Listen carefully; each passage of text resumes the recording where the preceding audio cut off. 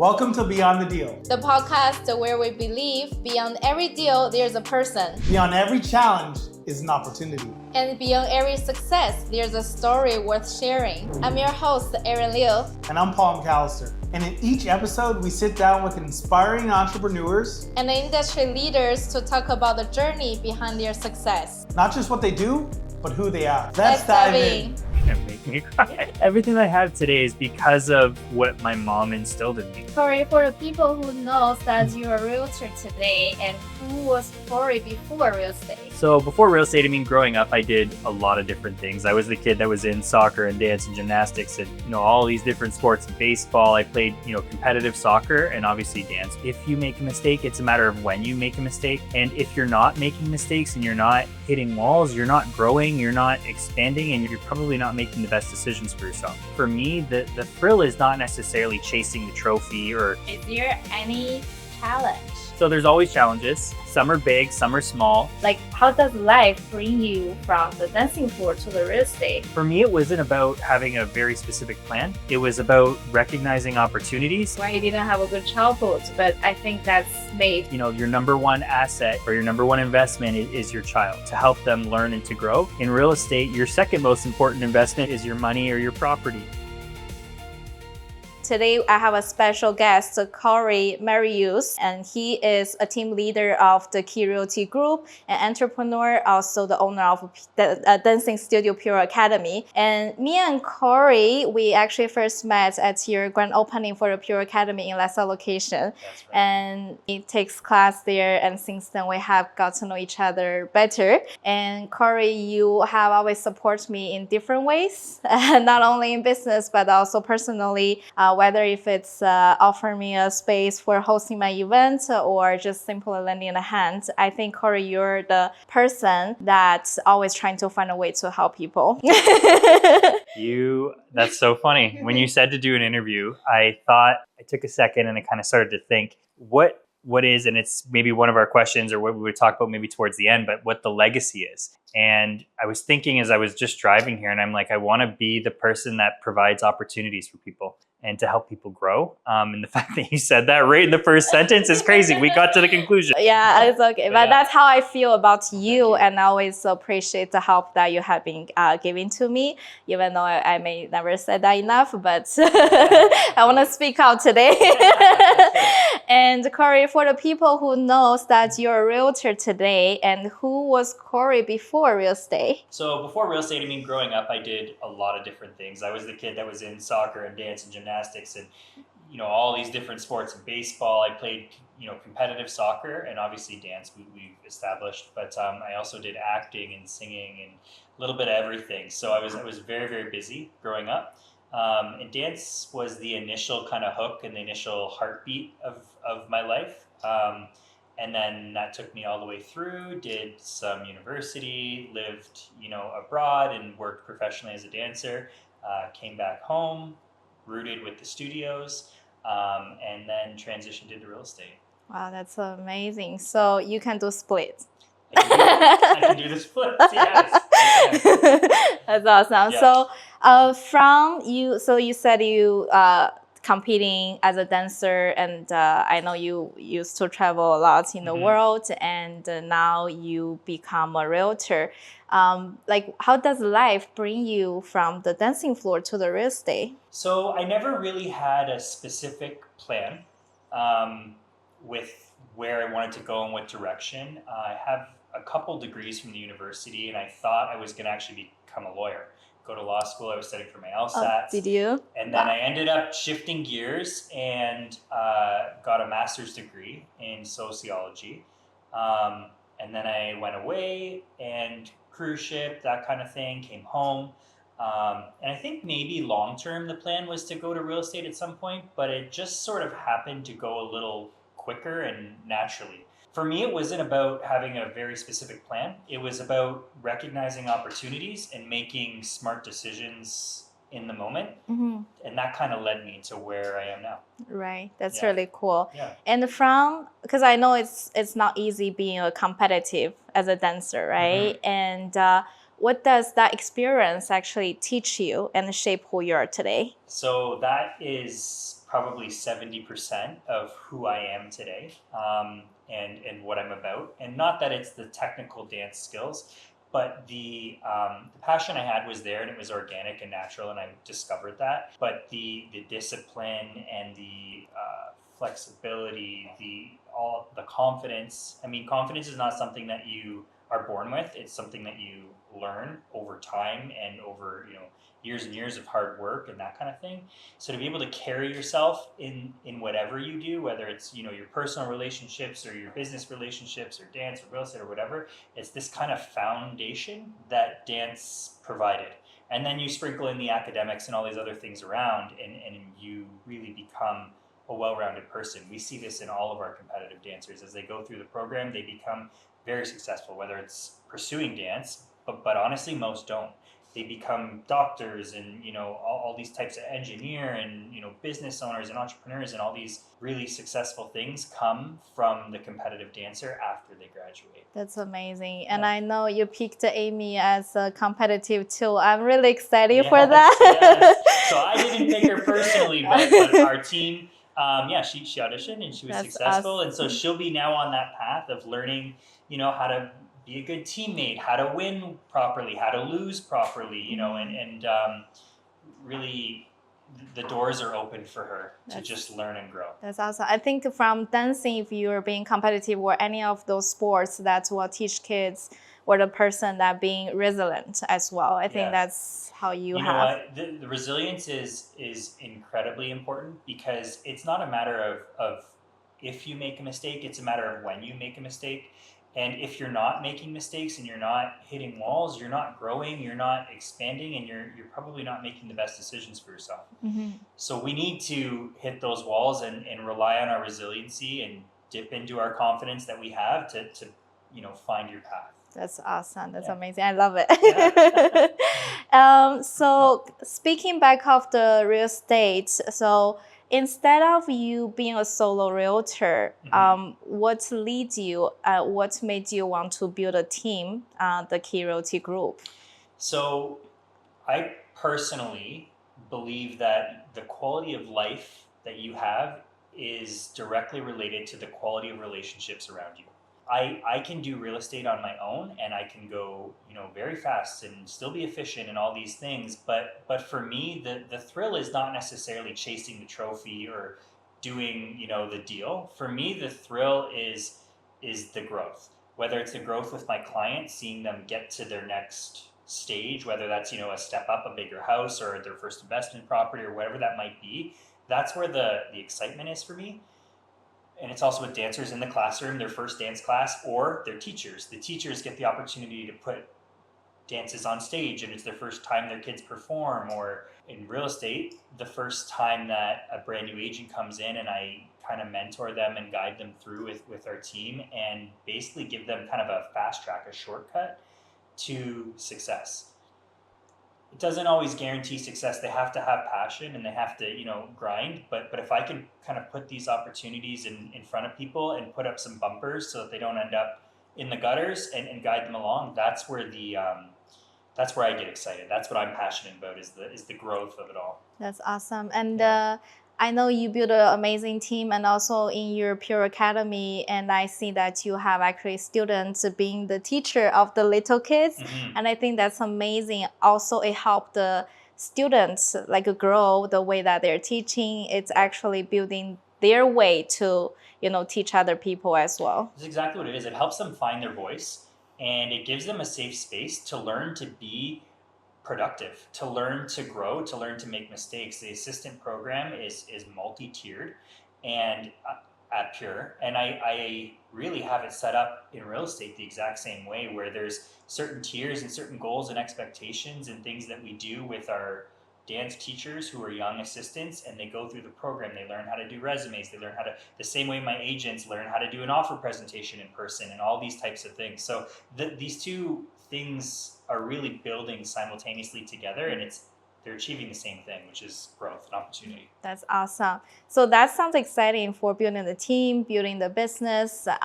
Is there any challenged by leading a team? That I would like to know, because me and Paul, we are building a team right now, and we've been through so many challenges, good things and bad things. So I want to hear about what's the challenge from you. So there's always challenges. Yeah. Some are big, some are small. I think what's really important is identifying what needs attention right away and what doesn't, when to step on the gas and go fast, and when to pause and go slow.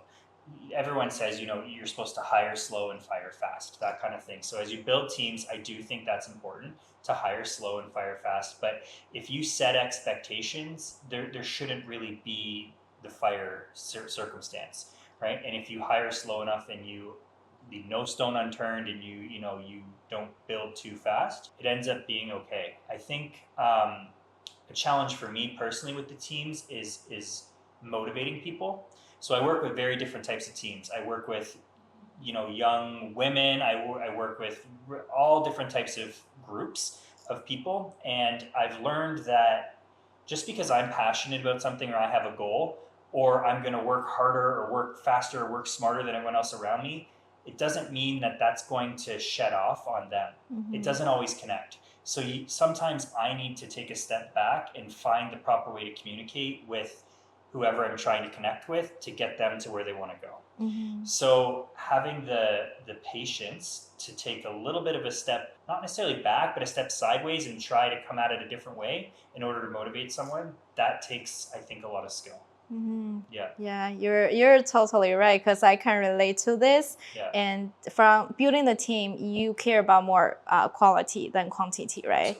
You're not just getting a bunch of agents, and like you said, you have to set expectation, and that's number one. And then when you hire slow, and then we do have to find people who actually have passion. Yeah. About what they want to do. And sometimes they don't even know their passion, and that's okay. I'm all about exploring that with them as best I can. Mm-hmm. And when I'm with real estate, for example, there are many different niche areas of real estate that you could work within. Mm-hmm. And no two deals are the exact same, and every agent specializes, or at least knows their specialty and where they can excel.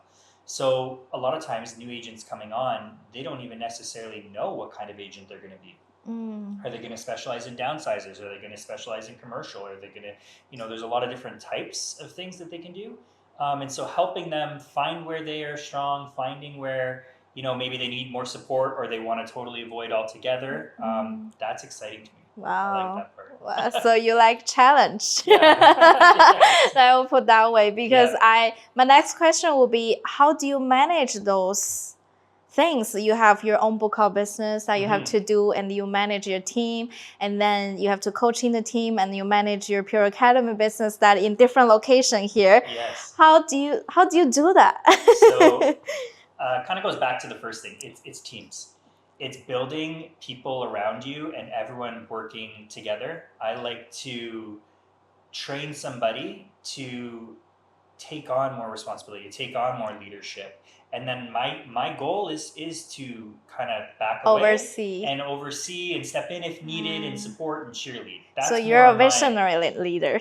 Yeah, I think I tend to be a little bit more visionary. Yeah, I think that's fair to say. I wasn't always like that. I was in the trenches and doing it. More action. Teaching 6 hours a day, 7 days a week. I taught at the studio in the evening, and then I taught at grade schools every single day from Monday to Friday, 8:30 to. So I put my time in. That's one thing a lot of people don't see or don't know, but there is a sacrifice there. And, at a certain level, though, you can only be in one place at one time. Mm-hmm. So in order for myself to continue to feel like I'm growing and to have impact and provide opportunities, I had to find ways to put people in positions of power. Yeah, that's what I've been learning as well, because I used to like to do everything on my own, and I think I have to be the smartest person in the room, but I realized that's not how it works. No. And now I know that I have to hire people who are actually smarter than me and help me do the job. It's knowing what you know, knowing who knows better. Yeah, is essentially what it is. If I'm going to negotiate a deal, I'm going to negotiate a deal. When it comes time to getting the mortgage done, I'm not even going to talk about it. I'm going to say, this is the person to talk about, right? So you're not a person who wants to all the nitty-gritty of what's going on in the mortgage. You just want to know the result. Well, I think you could put your client at risk if you don't know the details, but I will say that I have full confidence. Yeah. in the people around me, in my network, in the relationships that I've built. And I know that team around me and those relationships is what helps me to be in 10 different places at once and to be successful. That's so well said, because you have a power team. Yeah. And I'm not saying that you don't want to know the detail. It's just I know you trust the people around you that you can get a job done. Yeah. And as a part of team, I appreciate that trust, because that means a lot, right? And then I can get job done, even though sometimes we may take a little longer time, depends on how complicated the deal is. But you give a trust, and for your voice to give the client, be like, hey, trust Erin, and she's gonna help you get it done. It's meaningful. Yeah, I think and my clients specifically in real estate, I don't pretend to be their mortgage broker, their lawyer, their accountant. I know what I know, and I know who knows better. That's the number one thing. And when I am honest like that, clients do trust, and they'll say, Corey, what do we do here? And it's not a matter of me. I provide options, but I find the more and more I operate like this, it's not just providing options. They're actually asking me, which one would you pick, Corey? They want your direction. They want my direction. They want my decision-making process. And essentially what they're tapping into is years and years and years of experience and the ability, I guess, to collect facts really quick. And it seems like I made a decision fast. I'm like, well, this is easy. It's this. It's not that I made the decision fast or quick. It's that I have so much experience behind me to guide to the right decision quickly. So the risk is mitigated, I think. That's what my clients feel when they're working with me, is there's less risk. Right. Wow, that's amazing. And I think I can see that through your leadership skills from there. Yeah, that works. So Corey, I'm amazed by what you have been doing for building different business and your team. So was there any moment that you paused and questioned yourself if you were on the right path? Every day. Really? Yes, I always question, and I never truly feel satisfied or comfortable. Maybe that's my own thing that I need to work on.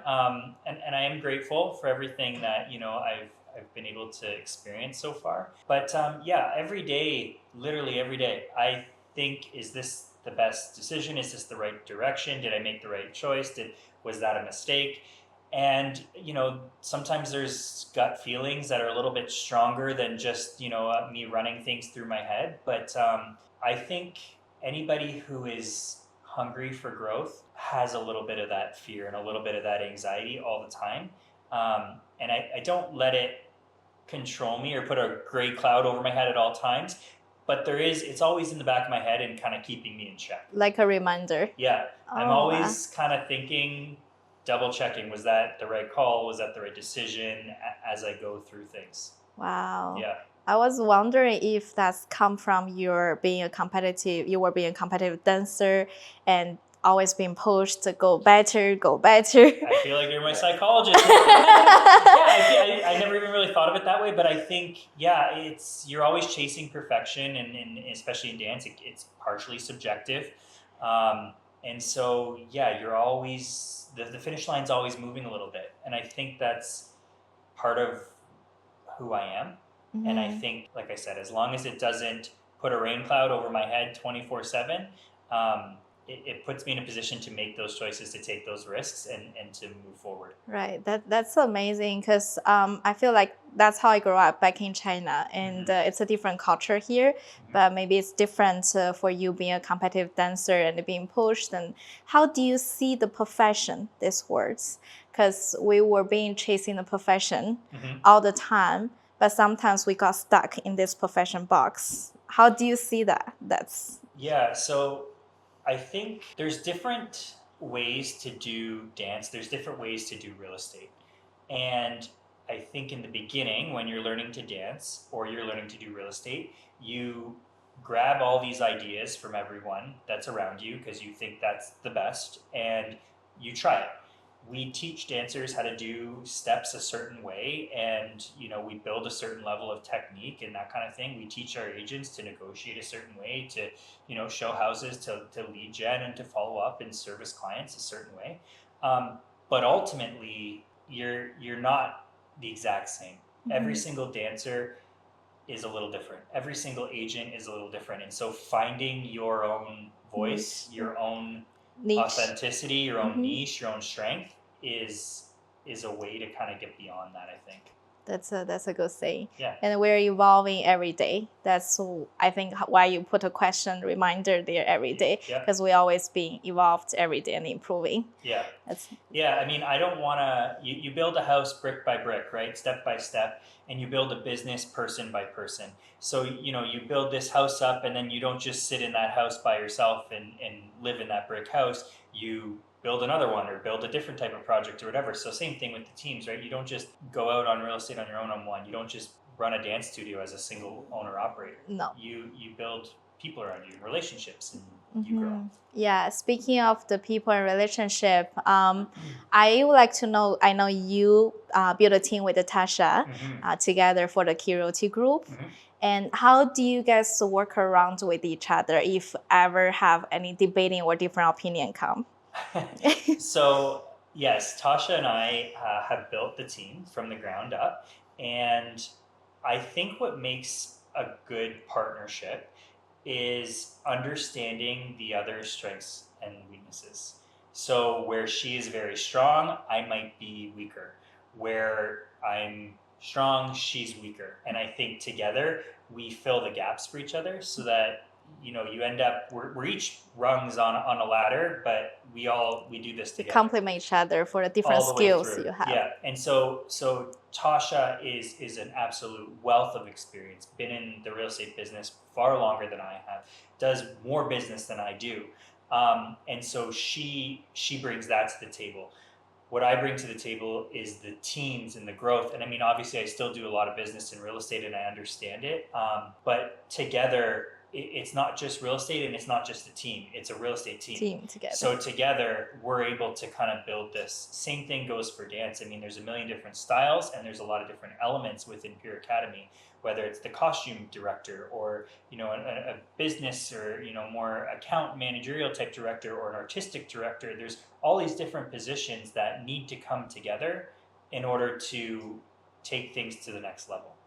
That's how I think I've been able to differentiate is partnering with the right people that complement what I already do. Exactly. And the one, two bring out is always better than the one. Of course. Yes. And you have answered my question. If you guys have a different opinion, how do you guys deal with that? Do you guys fight, yeah, we usually just argue? Punch each other. On the face? No, you know what? That's what it's supposed to be. If I had a partner who always said yes every time, we're making mistakes. The whole point for me is to I bring you an idea and you play black hat. You're the person that says, convince me not to do this. And if you can convince me not to do it, then maybe we shouldn't do it. If you can't convince me, then it's the right path for us. So yeah, it's a lot of communication and it's a lot of trust. It's a lot of understanding. But ultimately, I think a good partner is supposed to challenge and critique and question each other for the overall goal of getting better. That's amazing. Yeah. I love that because that's really true. I recently read the leadership book and they are saying you don't want to be around with the yes woman, yes man. Yeah, exactly. And I mean, sometimes there are moments when I need to recognize that maybe one of my partners at Pure or Tasha needs to just hear yes in that moment. And I might not fully, but in the moment you're going to get the yes because I know that's what you need. Yeah. Or my client needs. Maybe they need the yes. Maybe they need me to be honest and say, you know what, this is not going to happen, or this shouldn't happen, or you're being unrealistic. Or and so understanding the human need first can also prevent the tensions and the fights and the conflicts. That's so true. And as a partner, we have to learn how to work around each other. Don't step on their, peep pad. Exactly. And when Tasha, if need to hear yes, and then we say yes, and then we can always come back to discuss more. And when people are in a better mood, right? Yeah, exactly. Recognizing when's the right time to step on the gas and when's the right time to kind of pull back. Right. That's really smart because it's happened to me and Paul as well. Sometimes I had a moment and I don't want to hear anything. And sometimes he's blowed up and then I know, okay, I have to let him to Sounds cool like down. a good, healthy relationship. Yes. Yeah, we're not always say yes to each other. So That's awesome. So Corey, I do want to know that is there, building a team, running a business that I can tell that you have been successful doing this. And is there any part of journey that's behind those success that people are not seeing? Yes. Of course. So my family is what sees it and feels it. When I am more absent than I want to be, there's sacrifice that I do make, and I've learned again to balance that better as I've got married and had kids. I used to run 1,000,000 miles a minute in 20 different directions and only had to be responsible and answer to myself. But as you build partnerships and relationships, things change. And so it's not just about, how big can I grow the academy? How many deals can I do? How much, GCI can I make? That's not a rich life. Mm-hmm. The rich life is having all these parts kind of all blended in. Mm-hmm. There was sacrifice. And for me, my mom really, my dad too, but my mom really instilled that work ethic in me. And so while people went to birthday parties as kids, I was training in the studio, and, I didn't really have a social life as a kid, and I didn't even know it because all I knew was train, grind, So that's what I did all the way, even into my young adult life. I grinded. I did multiple degrees, and I did all these things. I traveled. I worked professionally, and as a dancer, and then came back in the studio. I just grinded till my eyes literally shut on me. Wow. And then once I found my wife and I had kids, I had built a foundation that was strong enough that allowed me to take a breath and have the experience I needed to build the teams. So a lot of times people can't build teams until they've had the experience, and it takes a lot of years to get that experience. With me, it was really compressed because I was grinding so hard from literally the age of 7 up until 23 or 4. Have you ever regret or think about it if it would be better if you have an easy childhood? No. Everything that I have today is gonna make me cry. Everything I have today is because of what my mom instilled in me. And so there was sacrifice when I was younger, and I didn't even really realize that there was sacrifice in some things that were, I wouldn't necessarily raise my kids that way. But my wife and my being a father and all these things is all because of that grind. So while I wouldn't raise my kids the exact way that I was raised, I wouldn't change the way that I was raised. Yeah. Thank you. You got in on me on that one. I can resonate to you because that's how I grew up as well. Because back in China, all the parents care about is the education academy, right? And then I didn't have a childhood. I was not allowed to watch TV. All I need to do is sit on the desk and study and get a good degree and a good grade. And then sometimes I was joking with my parents, just be like, why I didn't have a good childhood? But I think that's made who we are, shaped who we are today from that resilience and trying hard, not giving up. We lost something, but we gained something. Absolutely. You're so right. So Corey, is there any deal that for your past experience, is there any deal that you almost lost or you felt that has become the biggest lessons for you that you can share to the new agents nowadays? Yeah, so not necessarily a deal that I've lost, but I think one of the biggest shifts that I needed to make, one of the challenges when I was a young realtor, was understanding people's needs and their pain points and their problems and solving it versus selling. So I know how to sell, and it's the charisma and the harken it back to my acting and this and that, and I can be very outgoing in that way. So I would go into, for example, a listing presentation, and I would have some barriers and some challenges if I was a new agent and I was going up against agents that have well established and been in the business. So that was already a barrier. And then I would get in there and I would just talk 1,000,000 miles a minute, and I would know all my facts better than any other agent, and I would be presenting the whole media plan and the marketing and this many views and this and that, all these things, and I would just ram it on these sellers, and I wouldn't get the listing. And I was a very heavy buyer's agent in the first couple of years of my career, and I didn't understand, and I would always ask for feedback, and they just said, we just connected with someone else better. And I learned that being the fastest and the most passionate and the most knowledgeable is not always the way to go. Mm-hmm. So again, taking that step back and starting to listen.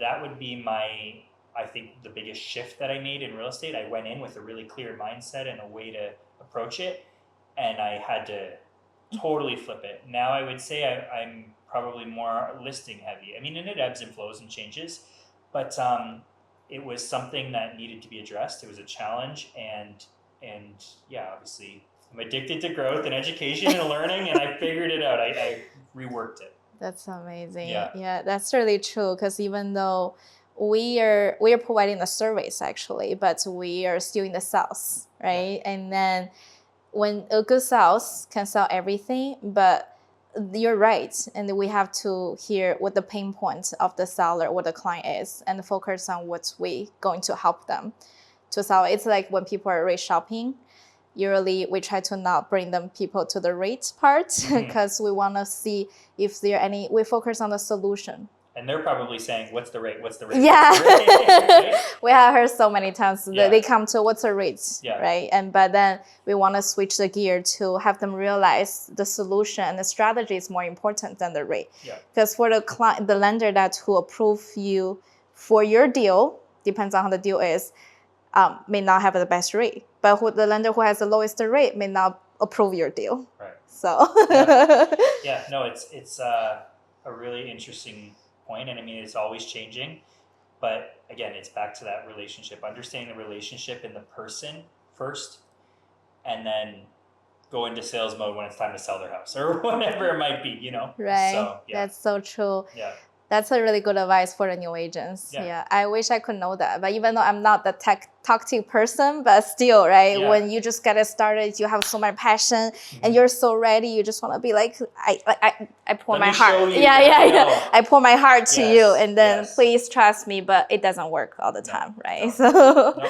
Okay, Corey. So you have helped lots of family, find their home, and also you have helped countless kids to build a confidence through dancing. Which impacts you the most? That is the most difficult question, I think, of the session. I can't pick one over the other. They're both different and they're both the same. So they are both growth, and they are both allowing kids or young adults or whatever get to their goal, and to set a goal and to achieve it and to get to the next step to better themselves. So in that way, they are the same. So the feeling that I am chasing and that I'm addicted to, I get really from both. I think it's the reason why I haven't fully stepped away from Pure. So I started Pure first before real estate, and it's still in my heart. I still see those little moments of aha moments with the kids, and it's not just the kids, it's the kids' relationship to the teacher, and I see the teacher getting excited, and so there's this kind of chain that it's taken 20 years to build, and it still brings me joy. So I keep that. Now I do real estate day to day as well, and some people, just depends on what's more important to you. If you're a parent, Pure is more important because of the opportunity for kids. There's nothing, your number one asset or your number one investment is your child. And you're trusting me with that to help them learn and to grow. In real estate, your second most important investment is your money or your property. And so I'm able to help them there too. So I really see them parallel and kind of working together. To choose one over the other is tricky. I love that. Yeah. It's actually all connected. It is. Yeah. It's awesome. So what's my next question? Oh yeah. So for the people who are listening today, if they feel stuck and they are thinking about changing career path and building a new business, what advice would you give to them? Okay, so the generic answer is just go for it, and you got this, and do it. I'll get there. Yes, that is the answer. However, I would say more like no stone unturned. Do all the education, do all the research, get as much knowledge as you can. And then once you've collected that knowledge, you've analyzed that knowledge, bring it to someone, run it off of somebody, bounce it off somebody, find people that are smarter than you or that you respect or that have been in this boat before and bounce it off them. So you're really doing that due diligence before making a life change, whether that is a new career or buying a house or becoming a competitive dancer. Do all that research. And then at the end of the day, I think the key advice here, you're never going to feel 100%. I don't think you're ever, in any decision I've ever made, have I ever felt like this is the only decision and this is it and this is the way. There's always a little bit of that doubt that we talked about. There's always a little bit of that checking yourself, and that's okay. That's not anybody or any feeling telling you not to. It's you making sure it's the right decision. There's always risk and there's always, that feeling, but that feeling alone shouldn't be enough to stop you. And you can just wait when you're ready, right? Yeah, I mean, the thing is you'll get to a point where you've done all the research and you've done the education, so you are ready. If you aren't ready, it's because you're missing a piece of information. You're missing something, or there's something in you that you haven't acknowledged to figure out allow you to make that decision. So what is it? And they're going to What's say, I your need why? to sleep on it. It's your why. Clients do it with me all the time, like, oh, I'm going to sleep on it, or let me think about it, or let me get back to you. And it's like, what are you sleeping on? You don't even know. There's something there that's not letting you say yes. What is it? Sometimes client doesn't know what they want. They don't. And sometimes for some things, we don't know what we're looking for, right? No. It's common. Yeah. And what's your why for you to doing all those things? My why is my family, is ultimately my why. Every day that I go to work, it's for my kids and my wife. My why though, like that's my why, but what I want my legacy, I guess, to be would be more providing opportunities and options for my kids, for my wife, for my clients, for all the thousands of dancers at Pure, is opening doors. And I think that is kind of what if I could be remembered as somebody, it's not like how many deals I did or how many dance trophies we It's won. how you help the people. It's how I've given them the opportunity to change their path or to get to where they want to go. And you impact them since they were kids, right? And yeah. that's really amazing. Yeah. You speak my language. That's good. I only speak English. I don't speak English. But yes. Thank you so much. Thank you. It's amazing. And I'm so happy having Corey here. And I think before I wrap up, maybe everyone wants to see Corey dancing. You know what? I'll do it in my next listing video. I'll put some tap shoes on again, or I'll do something and you'll see follow some more Corey on his Instagram and Facebook. Yes. Thank you so much, and thank you for listening to Beyond the Deal. And remember, beyond every deal, there's a person, and beyond every challenge, there's opportunity, and beyond every success, there's a story worth sharing. I'm Erin Liu. See you next time.